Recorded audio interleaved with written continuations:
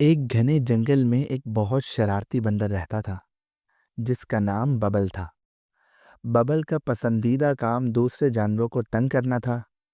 वो किसी की दुम खींचता, किसी का खाना छीनकर भाग जाता और किसी की नींद खराब करता। सारे जानवर इससे तंग आ चुके थे।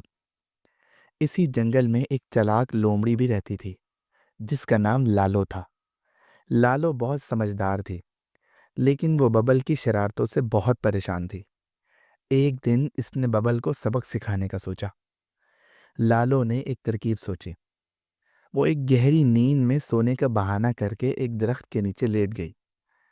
इसने अपने पास कुछ मज़ेदार लड्डू रखे जिनमें इसने बहुत सारी मिर्चें मिला दी थी। बबल दरख्त पर छुपा हुआ था और मौके का इंतज़ार कर रहा था। जैसे ही इसने लालो को सोते हुए देखा और लड्डू देखे, इसकी भूख जाग गई। वो चुपके से नीचे उतरा और सारे लड्डू उठाकर एक ऊंचे दरख्त पर चढ़ गया। लालो ने आंखें खोली और मुस्कुरा दी। बबल ने लड्डू का एक बड़ा टुकड़ा मुंह में डाला और चबाया। जैसे ही इसने पहला लुक़मा निगला, इसकी आंखों से पानी आने लगा। ये क्या? वो चीखा। ये तो बहुत तीखा है। बबल ने तेजी से दूसरा लड्डू खाया, इस उम्मीद में कि वो मीठा होगा, लेकिन वो भी मिर्चों से भरा हुआ था।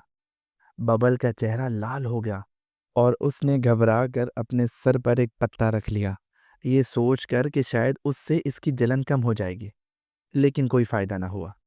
अब बबल ने लड्डू फेंक दिए और इधर-उधर भागने लगा। इसकी हालत देखकर लालो और दूसरे जानवर हंसने लगे और इसका खूब मजाक उड़ाया। आखिरकार बबल ने बहुत सी पत्तियों को चबाया और पानी पिया, तब जाकर इसको सुकून मिला।